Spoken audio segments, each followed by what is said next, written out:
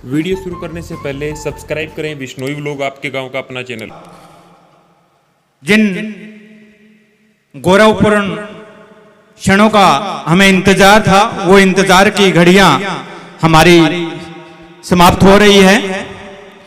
हमारे बीच विराजमान है डॉक्टर अर्पित जी जैन। आप भारतीय पुलिस सेवा आईपीएस वर्तमान में सिरसा में कार्यरत हैं। सिरसा जिला हरियाणा का सबसे बड़ा जिला है। इससे पहले आप deputy commissioner of police Faridabad के रूप में आपने सेवाएं दी। 2021 में शामिल किया गया जोरदार करतल ध्वनियां, और पुनः जोरदार करतल ध्वनि इनकी धर्मपत्नी डॉक्टर अंशु जैन भी हमारे लिए गौरवपूर्ण क्षण। कितना अनुभव ये मंच के माध्यम से हमें बताएंगे। बड़ा ही डायनेमिक व्यक्तित्व कहूं मैं अर्पित जी का। पहले इन्होंने एमबी और 2014 में ये आईपीएस अधिकारी बने। जैसा कि मैं गूगल भी सर्च कर रहा था, यूट्यूब भी सर्च कर रहा था, कोरोना काल में फरीदाबाद में रहते हुए इन्होंने मानवता के कल्याण के लिए हर संभव कार्य किया। पूरे मंच की तरफ से मैं आपको बहुत बहुत बधाइयां देता हूं। समाज सेवा, पर्यावरण संरक्षण, जीव दया, युवाओं का मार्गदर्शन, युवाओं का मार्गदर्शन सबसे बड़ी सेवा ये वर्तमान में कर रहे हैं। इसके अलावा धार्मिक ग्रंथों का अध्ययन, अध्यापन और सामाजिक मुद्दों पर इनकी विशेष रुचि रहती है। आज हमारे बीच विराजमान हैं डॉक्टर अर्पित जी जैन। आप हमेशा खुले मन से, सहज रूप से, जैसा कि मैंने देखा है, बड़ी ही मौलिकता के साथ खुदा की तलाश। हमें तो आप जैसे महानुभावों में खुदा नजर आता है, हमें तो आप जैसे महानुभावों में खुदा नजर आता है। डॉक्टर साहब, बीज बो दो इन बच्चों में संस्कार के, बीज बो दो इन बच्चों में संस्कार के, ये बच्चे एक दिन चमन को बहार बना देंगे, ये बच्चे एक दिन चमन को बहार बना देंगे। मेरा निवेदन डॉक्टर अर्पित जी जैन आईपीएस सिरसा से आए और अपना संबोधन दे। डॉक्टर अर्पित जी जैन।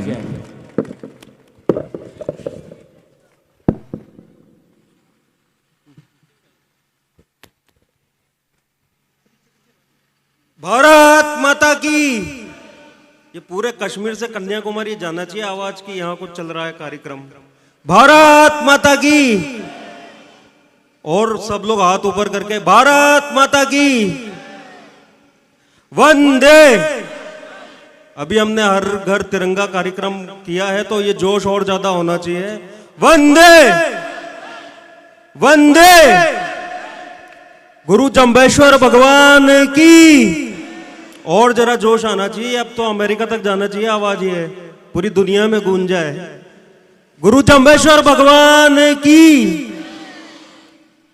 गुरु जम्बेश्वर भगवान की। बहुत बढ़िया। परम पूजनीय संत बजरंग शास्त्री जी के चरणों में मेरा नमन। अशोक जी विश्नोई आईआरएस, जो हमारा बड़ा आत्मीयता का संबंध है, और शायद जितना भाइयों में प्रेम होता है उससे ज़्यादा हमारा प्रेम है, और हमेशा वो मेरा मार्गदर्शन करते रहते हैं जब भी कोई संशय आए। प्रिय आशीष, जिन्होंने इतना अच्छा अभी बताया, सारी चीज़ें क्लियर कर दी। हमारे मुख्य अतिथि प्रदीप बेनीवाल जी, जो बड़े हंसमुख स्वभाव के हैं और काफ़ी उनसे ऊर्जा मिलती है। सतपाल भांबू जी, जिनका मैं देखता रहता हूँ कि सामाजिक कार्यों में काफ़ी लगे रहते हैं। मैं एक्चुअली 5-6 जिलों के अखबार रोज पढ़ता हूँ, अब चल रहा है, क्योंकि कोई अपराध अगर फतेहाबाद में होगा तो ऐसा नहीं है कि सिरसा बचा रहेगा।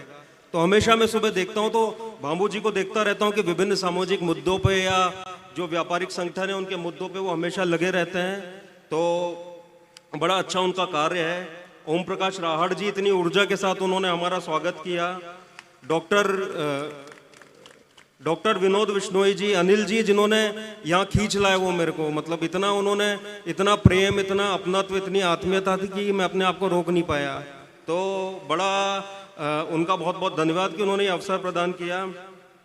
चंद्रशेखर जी, सुभाष बांबू जी, धारणिया जी, हंसराज जी और हमारा सम्मानीय मंच, इसके अलावा यहाँ उपस्थित सभी गणमान्य जन, जो कमेटी है यहाँ की उसके सभी सदस्य, माताएं, बहनें, शिक्षकगण, मीडिया कर्मी और सभी विद्यार्थियों को मेरा नमस्कार, प्रणाम।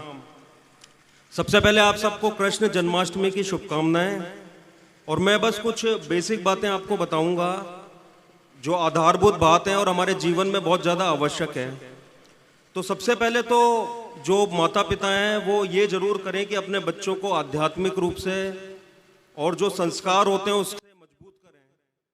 मैंने सिरसा में भी देखा, फरीदाबाद में भी देखा कि आपका बच्चा कितना ही कितना ही आगे बढ़ जाए, जीवन में कोई भी उन्नति कर ले, लेकिन अगर उसके संस्कार कमजोर हैं तो वो घर पे बोझ बन जाता है। तो सबको ये आवश्यकता है कि आप उनके जो संस्कार हैं उनको मजबूत करें। जैसे घर की जो होती है नींव जो होती है, अगर वो मजबूत है तो घर भी उसमें मजबूत बनेगा। ऐसे ही हमारे बच्चों के जो संस्कार होते हैं, जो उनके अंदर अध्यात्म है, जो उनके अंदर जो बोलना चाहिए, उनकी जो नैतिकता है वो बहुत ज़्यादा जरूरी है। और उसका बहुत ज़्यादा पतन हो रहा है आजकल के बच्चों में, आजकल के युवाओं में। और फिर बच्चे जब संघर्ष करने जाते हैं, मैं खुद एक बहुत छोटे से, इससे भी छोटा गांव है, मैंने वहाँ तक 8वीं तक की पढ़ाई की है। परंतु जब हमारे संस्कार मजबूत होते हैं, हमारे माता पिता हमारी प्रेरणा होते हैं, तो कभी भी फिर डर नहीं लगता। और चाहे फिर कितना ही कठिन हमारा जो रास्ता हो, हम उसको निकाल लेते हैं, क्योंकि ये संस्कार हमारे जीवन का GPS होते हैं। जैसे गाड़ी हम चलाते हैं तो हमको मालूम होता है कि कहाँ जाना है। तो हम सब लोग उनको मजबूत संस्कार दें। और जाम्बो जी, भगवान के जो 29 नियम है, आपको मालूम होगा, मेरे घर में बचपन से चिपके हुए हैं वो, उनका हम सबको पालना करना चाहिए कि कभी झूठ नहीं बोलना। जैसे कि दूसरा जो है उससे तो हम झूठ नहीं बोलते, लेकिन अपने आप से भी झूठ नहीं बोलना। अगर माता पिता ने मुझे पढ़ाई करने भेजा है तो मैं अपने आप से तो झूठ नहीं बोल रहा हूँ। या कोई दिल्ली कोचिंग कर रहा है तो बच्चे वहाँ कोचिंग के लिए जाते हैं, घर से पैसा मंगाते हैं, लेकिन उनका आधा एनर्जी या आधा हो जाता है। तो ये हमको ध्यान रखना चाहिए। हमेशा उन्होंने बोला कि हमारी जो बाहरी और आंतरिक शुद्धता होना चाहिए, यानी कि अंदर से भी हमको साफ होना चाहिए।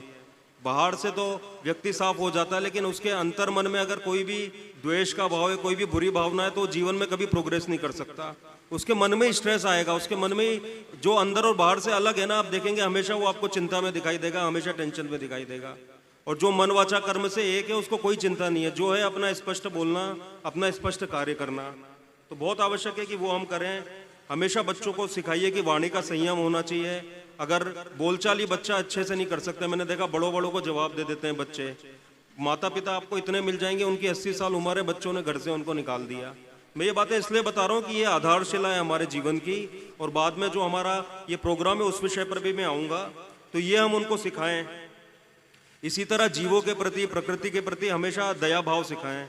मैंने अपने घर, आप कभी भी SP रेजिडेंस आ सकते हैं सिरसा में, घर के बाहर मैंने गायों के लिए चारे का, पानी का इंतजाम कर रखा है।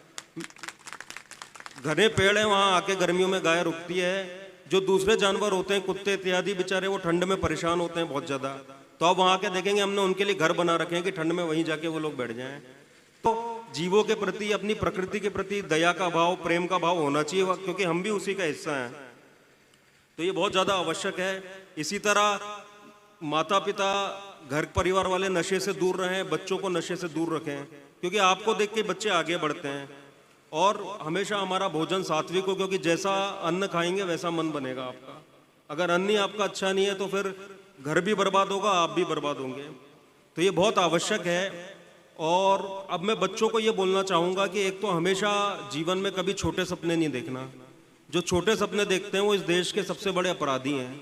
तो हमेशा जीवन में बड़ा लक्ष्य लेके चलना, बड़ी सोच रखना और अपने ऊपर विश्वास करना। दुनिया में सबसे बड़ा नास्तिक वो व्यक्ति है जिसको खुद पे विश्वास नहीं है। और कोई, आप हो सकता है किसी के 8वीं में कम नंबर आए हो, 10वीं में कम नंबर आए हो, लेकिन जब आपने अपना लक्ष्य सोच लिया तो फिर उस चीज़ को आपको नहीं सोचना है, फिर अपनी पूरी मेहनत के साथ उसमें लग जाना है। और हमेशा अपने माता पिता का चेहरा देखो, अपने घर को याद रखो, तो कभी भी आप कंफ्यूज नहीं होगे लाइफ में। हमेशा याद रखो कि जब हमको सफलता मिलेगी तो हमारे माता पिता के चेहरों पे कितनी प्रसन्नता आएगी। तो मेरे आगे तो हमेशा मेरा माता पिता का चेहरा रहता है जब भी मैं तैयारी कर रहा था, कि कोई मैं ऐसा काम ना कर दूं कि उनको दुख हो, उनको कष्ट हो, उनको परेशानी हो। तो हमेशा उनको अपने सामने रखो आप। और जैसा कि आज कृष्ण जन्माष्टमी है, तो आप उनका जीवन देखेंगे कि जो भी उन्होंने किया वो पूर्ण तरीके से किया, उसको अपना सर्वोत्तम दे दिया। अगर युद्ध लड़ा तो वो भी ऐसे तरीके से लड़ा कि फिर जिसके पक्ष में थे उसको जितवाया उन्होंने, और जब तक युद्ध रोकने का प्रयास था तो वो भी ऐसा किया कि कम से कम युद्ध रुक जाए। तो हमेशा जीवन में अपना सर्वोत्तम देना चाहिए। एक भागवत गीता बोलती है कि अपना कर्म करते रहो। लोग क्या होता है कि मैं देखता हूँ तैयारी करने जाते हैं तो बहुत 10 चीजें सोचते हो कि ऐसा हो जाएगा, वैसा हो जाएगा, ये नहीं होगा तो क्या होगा, या मैं बन जाऊंगा तो क्या होगा। उससे ज्यादा ध्यान होना चाहिए कि हमारे हाथ में हमारा कठिन परिश्रम और हमारी मेहनत है, हमारा कर्म है। तो हमेशा इवन स्कूल के बच्चे भी हैं, उनको ये ध्यान देना चाहिए कि वो कैसे पढ़ाई कर रहे हैं, कैसे मेहनत कर रहे हैं। तो ये बहुत जरूरी है। और साथ ही जीवन में कभी भी चाहे आपको कितनी असफलताएं मिल जाएं, ठीक है, सबको दुख होता है जब हम असफल होते हैं, तो बट उसको कभी भी जीवन का हिस्सा नहीं बनाना है। हमारा उत्साह जो है, हमारा जोश जो है, वो कभी कम नहीं होना चाहिए। एक असफलता मिल गई तो उसको हमेशा ये सोचो कि उससे क्या सीखना है, और उसके बाद जो आगामी अपना कोई भी एग्जाम है उसमें आप लोग लग जाओ। तो वो बहुत ज़्यादा जरूरी है।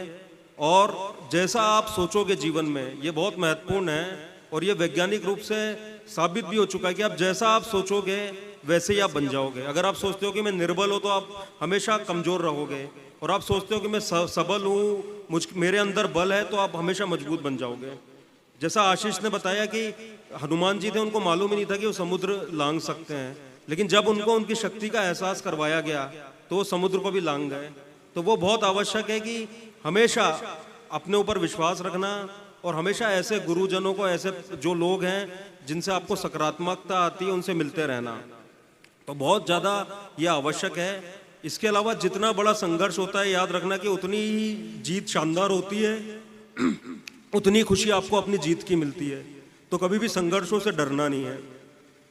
तो मैं तो बस यही कहूँगा कि आप परिश्रम करते रहिए, अपने पे विश्वास करते रहिए, और आपका जो सबसे बड़ा प्रतिभागी यानी सबसे बड़ा कॉम्पिटिटर है वो आप स्वयं हो।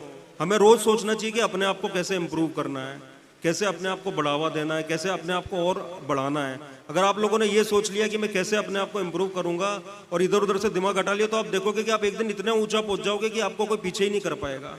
जो माउंट एवरेस्ट चढ़ता है उसका किसी से कंपटीशन नहीं होता, वो अपना एक टास्क बनाता है कि मुझे एवरेस्ट चढ़ना है और उस पर विजय पताका लहरानी है, और चलता रहता है वो। उससे पहले कई साल वो प्रैक्टिस करता है। तो यही हमारे जीवन में है कि हम अपने आप को इम्प्रूव करते रहें रोज। जिस दिन आपका इम्प्रूवमेंट रुक गया तो समझ लीजिए कि वो दिन से आपकी जो असफलता है उसकी गिनती शुरू हो गई। तो हमेशा इम्प्रूव करते रहिए। हमेशा जो माता पिता हैं उनसे मैं कहूँगा कि बच्चों की ऐसी परवरिश करिए कि उनको कोई भी दिक्कत हो वो आपसे बात कर सकें, आपसे डरे ना हो। एक लेवल तक ठीक है, उनको अनुशासन सिखाना होता है, लेकिन जब बच्चा इस एज में आता है कि वो 12-13 साल से ऊपर का हो गया, जब कंपटीशन में जा रहा है, तो आपको मित्रवत उनसे व्यवहार करना चाहिए, उनकी समझना चाहिए परेशानी, और जहाँ भी संभव हो उनकी मदद करना चाहिए। अब हमारे यहाँ 8वीं के बाद स्कूल नहीं था, तो फिर मेरी माताजी जो है वो अलग से 150 किलोमीटर दूर भोपाल पड़ता है वहाँ हमारे गांव से, तो वो अलग से रही वहाँ पे, ताकि बच्चे बिगड़ ना जाएं या इधर उधर ना चले जाएं, और हमारी पढ़ाई का पूरा ध्यान दिया उन्होंने। तो वो उनका त्याग था और वो हमेशा मुझे याद रहता है। तो माता पिता का ये दायित्व है कि आप बच्चों के लिए सपोर्टिव बने, उनके लिए एनेबलिंग बने। कई माता पिता होते हैं बच्चों को बस नेगेटिव बोलते रहते हैं, उनके बारे में नकारात्मक बोलते रहते हैं, तो बच्चा बेचारा परेशान हो जाता है। तो हमेशा एक सकारात्मक माहौल बनाना है, क्योंकि मैंने देखा हर बच्चे में पोटेंशियल है। जो 10वीं 12वीं में फेल हो गए वो भी IAS में टॉप 10 रैंक में आए हुए हैं बच्चे। तो कोई बच्चा कम नहीं होता, और जिसकी जिसमें रुचि है, कई बच्चे हैं वो खेल में जाना चाहते हैं। आप देखेंगे कि अब हरियाणा में जो खेल हमारी नीति है वो इतनी अच्छी है कि उसमें भी काफ़ी लोगों को वो मिल रहा है। DSP भर्ती डायरेक्ट, जो स्पोर्ट्स पर्सन ओलंपिक जाते हैं जीत के आते हैं, उनकी डायरेक्ट DSP भर्ती है, वरना इंस्पेक्टर की भर्ती हो रही है उनकी। तो जहाँ जिस बच्चे की रुचि है उसका आप लोग ध्यान रखें, और उसको हमेशा मोटिवेट करें, उसको हमेशा प्रेरित करें, और उसके लिए आप स्वयं आदर्श बने, उसके लिए स्वयं आप प्रेरणा स्रोत बने। और बच्चों से मैं यही बोलूँगा कि कभी अपने आप को कमज़ोर नहीं समझना है। मैं बार बार बोलता हूँ, अपने ऊपर विश्वास रखना है, और हमेशा बड़े सपने देखना है जीवन में कि मुझे क्या करना है, अपने देश के लिए क्या करना है, मानवता के लिए क्या करना है, समाज के लिए क्या करना है। अगर आपका सेल्फ कॉन्फिडेंस है अच्छा, तो दुनिया का कोई भी एग्ज़ाम हो जाए वो आप निकाल लेंगे। और हमेशा जब भी आप परीक्षा की तैयारी देने जाएं तो थोड़ा उसका अध्ययन कर लें कि किस प्रकार की परीक्षा है, और किसी अच्छे शिक्षक से पूछ लें और उस हिसाब से उसमें लग जाएं। और आप निश्चित रूप से, आप अगर ईमानदारी से मेहनत कर रहे हैं, ईश्वर पे आपको विश्वास है, अपने माता पिता पे विश्वास है, तो आपको कोई भी जो है सफल होने से रोक नहीं सकता। तो ये बातें हैं। बाकी आशीष जी ने सारा अच्छा आपको बताया है, सारे पॉइंट्स वो नोट करने लायक हैं। अगर किसी का कोई प्रश्न है, चाहे माता पिता हो या कोई हो, तो वो मुझसे पूछ सकता है। अभी नहीं पूछना है तो बाद में भी पूछ सकते हैं वो लोग। खड़े खड़े कर लेंगे, 2 मिनट में कर लेते हैं।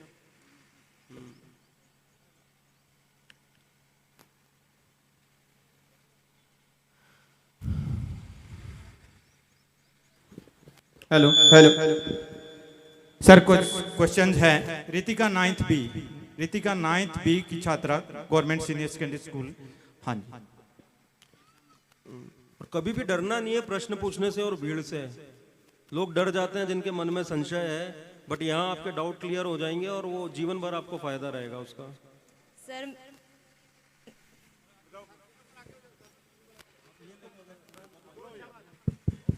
सर मेरा क्वेश्चन है, आराम से बोलो। क्वेश्चन है कि बच्चे जो है उनके लिए कैसे आवाज आई नहीं क्लियर। इनका क्वेश्चन है सर, लेके जा सकते हैं। अभी आप कौन सी क्लास में हो? 9th में। देखो, मैं तो ये बोलूँगा, जो मेरा अनुभव है कि अभी तो आप ये देखो कि अभी कौन सी परीक्षा आ रही है आगे। ठीक है, अभी आपके सामने 10वीं का बोर्ड है। जैसे जब ट्रेन चलती है ना, तो मुझे अगर दिल्ली से मुंबई जाना है, अगर ट्रेन चलती जाएगी रात में, जितना आगे उजाला है उतनी चलती जाती है, तो अपने आप डेस्टिनेशन पे पहुंच जाती है। तो मैं हमेशा जो स्कूल के बच्चे, मैं आपसे भी यही बोलूँगा कि अभी 10th में तो आपको कोई दिक्कत नहीं है ना अभी। अब अगले साल 10वीं का परीक्षा है, 10वीं की मार्कशीट हर जगह लगती है, जहाँ भी डेट ऑफ बर्थ मांगा जाता है 10वीं की मार्कशीट लगती है। इंटरव्यू तक में आपकी 10वीं की मार्कशीट देखी जाती है कई बार, कई जगह आप दूसरी नौकरी के लिए भी जाएंगे। आप अभी सामने देखो कि मेरा इमीडिएट लक्ष्य क्या है। आप 10वीं के अच्छे से मेहनत कर लोगे, आपके बहुत सारे सब्जेक्ट के पार्ट जो यूपीएससी के वो कवर हो गए। फिर 12वीं में आप ट्राई करो कि कोई अच्छा परीक्षा निकाल लो आप, या तो मेडिकल जाओगी, नॉन मेडिकल जाओगी, पूरी जान लगा दो आप। और जो अच्छे कॉलेज है मेडिकल के, बता देता हूँ कि हमारे कॉलेज की टोटल फीस ही 7,000 थी साल भर की। और जितना हमने 5 साल 4.5 साल का MBBS होता है, जितनी हमने फीस दी वहाँ पे, उससे ज़्यादा हमको जब फाइनल ईयर हो जाता है तो 1 साल अस्पताल में काम करना होता है, उससे ज़्यादा तनख्वाह हमको वापस मिल गई। आप अगर मेडिकल में जा रही हो, आप अच्छा एग्जाम निकाल लो, आपकी फ्री है पढ़ाई, माता पिता को 1 रुपये आपको देना नहीं पड़ेगा। तो सबसे पहले तो वो आप लक्ष्य रख लो, और वो आप जैसे ही क्लियर करोगे आपको कोई दिक्कत ही नहीं है, आपके लिए 10 जॉब खड़े रहेंगे अपने आप। जो यूपीएससी है, आपका आर्थिक संकट उसमें दूर हो जाएगा। और अब ये इतना अच्छा प्रयास यहाँ पे शुरू हुआ है, तो उसमें भी हम आगे बातें करते रहेंगे। मैं हमेशा आता रहूँगा, मिलता रहूँगा, कि उसमें भी हम कुछ ऐसा मैकेनिज्म निकालेंगे कि जो आर्थिक रूप से संपन्न नहीं है उनकी कैसे मदद की जाए, वो कर लेंगे। लेकिन मैं हर बच्चे को ये बोलूँगा कि अभी आगे जो दिख रहा है ना, उस पर जरूर अपना ध्यान रखें आप, क्योंकि यहाँ असफलता मिल जाती है तो थोड़ा सा मन में फिर संशय आ जाता है, अपने प्रति डाउट आ जाता है। अभी 10वीं की परीक्षा अच्छे से निकालो, 12वीं अच्छे से निकालो, कोई अच्छी परीक्षा निकालो जहाँ अच्छा कॉलेज आपको मिले। उसके दूसरी छात्रा जो काफी हेलो सजग है, इनका नाम रमा। अगर हम यूपीएससी की तैयारी करते हैं तो उससे पहले हमें कैसे प्रिपेयर होना चाहिए? देखो, उससे पहले होता क्या है, आपने जैसे हम गाड़ी में जाते हैं तो एक जीपीएस होता है मोबाइल में। मुझे यहाँ आना था, मैं अभी कुरुक्षेत्र से आ रहा हूँ सुबह, कल मैं चंडीगढ़ में था, तो मेरे पास जीपीएस था, इन्होंने लोकेशन भेज दी थी। फिर अग्रोहा में खुद ही ये लोग आ गए, तो वहाँ जीपीएस पे चलता चलता आ गया। तो यूपीएससी का एक अपना सिलेबस होता है प्रॉपर मेंस का, वो आपका जीपीएस है, आपको उसी के इर्द गिर्द सारी पढ़ाई करनी है। इसी तरह पुराने पेपर होते हैं, तो आप 7-8 साल के पेपर सारे अच्छे से देख लो, तो एक आपका बेसिक रोड मैप क्लियर हो जाता है, एक आपका बेस बन जाता है जो आधारशिला होती है। उसके बाद आपको जितना एक्स्ट्रा पढ़ना है वो पढ़ लो, ठीक है। और फिर बहुत सारे टेस्ट होते हैं, जैसे हम, होता क्या है कि जैसे आर्मी में जाते हैं, जब हम बॉर्डर पे जाते हैं तो उससे पहले ट्रेनिंग होती है, ठीक है। पहले ट्रेनिंग में सिखाया जाता है कि दुश्मन को कैसे मारना है। उसमें जो है कि हम मूर्तियां लगा देते हैं या फिर बुत लगा देते हैं जो होते हैं ना, और उस पर पत्थर या गोली चलाते हैं, ताकि हमारी प्रैक्टिस इतनी हो जाए कि सामने जब कोई दुश्मन मारना हो तो हम घबराएं नहीं। तो इसी तरह टेस्ट होते हैं, वो टेस्ट आप बहुत सारे दे लो, ठीक है। अब मैं अपना इंटरव्यू का बताऊंगा आपको कि जो यूपीएससी का इंटरव्यू बड़ा कठिन माना जाता है, आपने यूट्यूब पे भी देखा होगा, लोग कुछ कुछ भी उसमें लिखते रहते हैं कि बड़ा कठिन होता है। वहाँ 5 लोग बैठे हुए रहते हैं, आप अकेले जाके इंटरव्यू देते हैं, और बड़ा डर का माहौल रहता है इंटरव्यू। जब आप बाहर बैठे रहते हो ना, तो दिल की धड़कन, ऐसा कोई व्यक्ति नहीं जो डरता ना हो इंटरव्यू से, चाहे वो बाद में कुछ भी बोल दे। तो बड़ा, जब इंटरव्यू देने आप जा रहे होते हो, क्योंकि वो आपका निर्धारित करता है कि आपका सिलेक्शन होगा कि नहीं होगा। आईएएस का जो इंटरव्यू होता है, तो सब बहुत डरे हुए रहते हैं। मैं भी, कोई भी होगा ना, वो बाहर कोई प्राणायाम कर रहा होता है, कोई कुछ कर रहा होता है। आप अगर यूपीएससी का माहौल आके देखोगे, ठीक है, लेकिन जिसने प्रैक्टिस की है ना, अब हम लोग क्या करते थे, जैसे ही मेंस हुआ तो 5-6 मित्र रोज सुबह 6-7 बजे बैठ जाते थे और सबका बायोडाटा लेके क्वेश्चन पूछते थे। तो 1-2 महीने में इतनी ज्यादा इंटरव्यू की प्रैक्टिस हो गई थी कि मुझे मालूम रहता था कि किस प्रश्न के बाद क्या प्रश्न बन सकता है। यानी अपने बायोडाटा पे, न्यूज पे कम से कम 1000 प्रश्न तैयार कर लिए थे। तो वो सारी चीजें इंटरव्यू में कोई दिक्कत ही नहीं हुई मेरे को अंदर जाने के बाद, क्योंकि वो ही सब चीजें रिपीट हो रही थी। तो बोला जाता है ना, प्रैक्टिस मेक्स परफेक्ट। आपको राइट प्रैक्टिस करना है बस, और राइट गाइडेंस करना है, तो वो है। और मैं हूँ, आशीष, अशोक जी, सब लोग हैं यहाँ पे। हम लोग बिल्कुल जब भी कोई गाइडेंस चाहिए, ये लोग तो चलो, आशीष तो यहीं से, अशोक जी दिल में तो बगल में ही हो सिरसा, तो जब भी आप लोग आ सकते हैं, कोई भी किसी को गाइडेंस चाहिए तो। अगला क्वेश्चन है सर, रितिका मधु 10+ की छात्रा, जहां भी बैठिए हम पहुंच जाएंगे आपके पास। वंदना, भावना, यहाँ पे है शायद।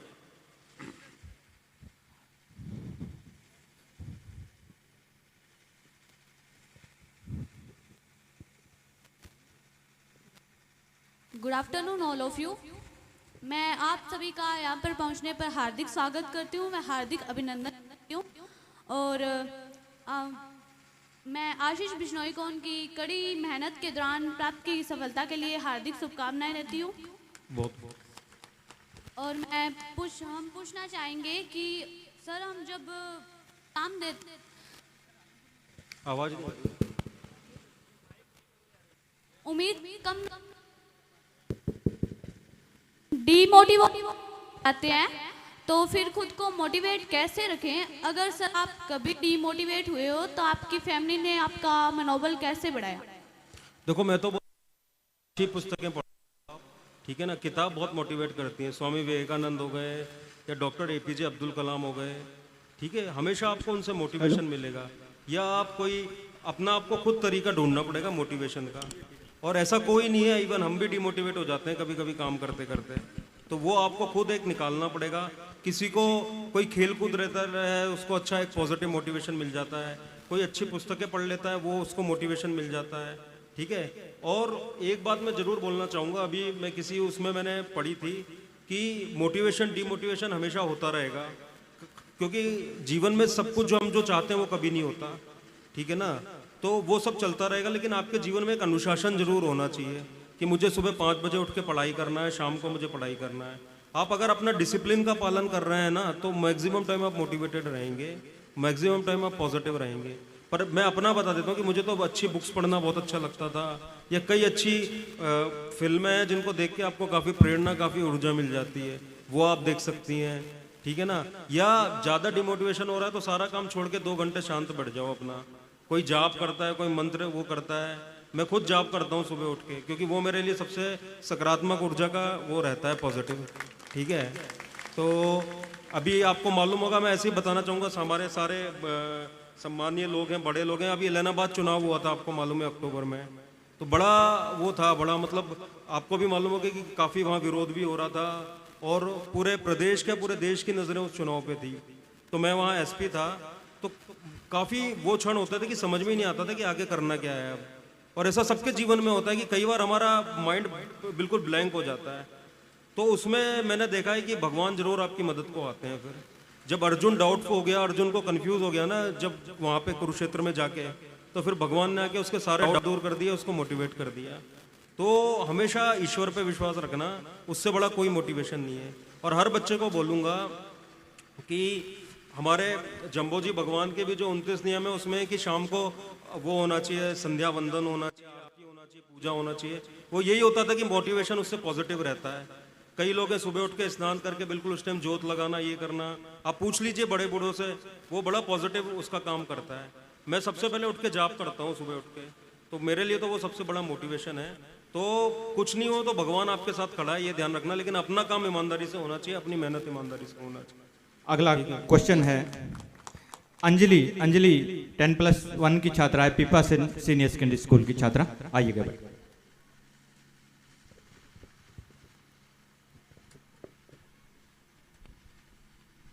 सर, मेरा क्वेश्चन है कि यूपीएससी के लिए सब्जेक्ट कौन कौन से इम्पोर्टेंट है? क्या मैथ उसमें ज़रूरी है? नहीं, देखो, नहीं, मैथ का पूछ रही हैं आप? Yes sir. एक सीसेट का पेपर होता है प्री में, उसमें 33% नंबर आने होते हैं। वो 10वीं तक का गणित उसमें आना चाहिए अपन को कम से कम। थोड़े बहुत पेपर होते हैं, बस उतना ही जरूरी है। और बाकी जो दूसरे विषय हैं वो शायद आप आज से 3-4 साल बाद जब परीक्षा दोगी तो क्या पैटर्न रहे भरोसा नहीं। हमारे टाइम चेंज हो गया था, एक सब्जेक्ट हट गया था, तो वो है। और बाकी सब्जेक्ट जब आप लेते हैं, वैसे तो ये बात की बात है, आपको 3-4 साल बाद ये निर्णय लेना पड़ेगा। तो हमेशा 3-4 चीज़ें होती हैं कि किस विषय में अपनी रुचि है, इंटरेस्ट है। बहुत सारे विषय हैं। अब मेरा MBBS में मैंने मेडिकल साइंस पढ़ा, लेकिन मेरा जो विषय था वो दर्शन शास्त्र था, फिलोसॉफी था वहाँ पे UPSC में, और एक एंथ्रोपोलॉजी वो था। तो 2 ये विषय थे क्योंकि मेरे को रुचि थी उसमें, और उनका स्कोर बहुत अच्छा आ रहा था। आपको ये भी देखना होता है कि परीक्षा के लिए रिलेवेंट है कि नहीं। आपने मनपसंद सब्जेक्ट ले लिया लेकिन उसमें नंबर ही नहीं आ रहे हैं अगर लोगों के, तो वो बेकार है फिर। तो ये देख लो कि किस में नंबर अच्छे आ रहे हैं लोगों के, अपने को इंटरेस्ट है कि नहीं। अभी कुछ लोग हैं जिन्होंने वो लिया, मैं कई लोगों को गाइड करता रहता हूँ, तो उनको 2-3 को मैंने यही मोटिवेट किया कि अभी जिस सब्जेक्ट में अच्छे नंबर आ रहे हैं उसकी कोई बेसिक बुक पढ़ के देख लो, अगर आपको अच्छा लगता है तो वो ले लो। और साथ में जिसकी कोचिंग अच्छे से उपलब्ध हो, टेस्ट अच्छे से उपलब्ध हो, तो वो है। बाकी गणित का कोई टेंशन नहीं लेना, अगर आपका कमजोर है या कुछ है तो 10वीं तक का बस आना चाहिए। पर मैथ्स अच्छा हमको प्रैक्टिस करना चाहिए, क्योंकि हमारा ब्रेन बहुत डेवलप होता है गणित से, तो हमेशा प्रयास करते रहना चाहिए। सर अगला क्वेश्चन स्पेशली आपसे ही है। राधा और सिमरन 10+2 की छात्रा, सम्राट सरल सीनियर सेकेंडरी स्कूल की छात्रा, स्पेशली आपके लिए क्वेश्चन लिखा उन्होंने। राधा और सिमरन। उसके बाद कार्यक्रम को विधिवत रूप से आगे चलाते हुए विनोद जी, टेक्निकली हम जुड़ चुके हैं। आइएगा बेटा। देखिए, मैं पुनः कहता हूं, गांव सदलपुर के लिए, इस क्षेत्र के लिए बड़े गौरवपूर्ण क्षण है। हमारे घर में आकर शिक्षा में हमारा मार्गदर्शन कर रहे हैं। क्वेश्चन है राधा और सिमरन का। Good afternoon all of you. मैं आप सभी का इस प्रांगण में पहुंचने पर हार्दिक स्वागत करती हूं व हार्दिक अभिनंदन करती हूं। और मैं हमारे यहां पहुंचे प्रेरणा पुंजों का तहे दिल से धन्यवाद करती हूं कि उन्होंने हम विद्यार्थियों के लिए अपना अहम समय निकाला। और मैं आशीष बिश्नोई को इनकी कड़ी सफलता के लिए शुभकामनाएं देती हूं। सर, मैं आपसे क्वेश्चन पूछना चाहती हूँ कि किसी भी पद को प्राप्त करने के लिए स्टडी ही मायने रखती है या अदर एक्टिविटी भी आवश्यक है? और आपको IPS बनने की प्रेरणा कहाँ से मिली? देखिए, मेरे पिताजी से ही मुझे प्रेरणा मिली थी IPS बनने की। वो हमेशा बोलते थे कि एक अच्छा SP आ जाए, एक अच्छा DC आ जाए तो पूरा जिला जो है वो चेंज हो जाता है। तो वहाँ से मेरे को वो शब्द हमेशा याद थे, क्योंकि वो खुद सरकारी नौकरी में है, तो वो सारा उन्होंने एडमिनिस्ट्रेशन और सिस्टम देख रखा था। और फिर 1-2 अच्छे IPS ऑफिसर थे। जब मैं पढ़ रहा था तो नवनीत सिकेरा जी हैं, वो बनारस में SP बन के आए थे, हम वहाँ पढ़ रहे थे। उन पे 2-3 पिक्चरें भी बनी हैं, अभी आप देखेंगे तो MX प्लेयर पे, उन्हीं के जीवन पे। तो वो काफ़ी, वो हमारे यहाँ कॉलेज में भी आते थे, जैसे हम लोग आज यहाँ आए, तो उनसे काफ़ी हमको प्रेरणा मिलती थी। और देखिए, पढ़ाई करना बहुत आवश्यक है, लेकिन साथ साथ ही आपको दूसरी एक्टिविटी भी करते रहना चाहिए। खेलकूद हो गया, अपनी कोई हॉबी है, किसी को पेंटिंग।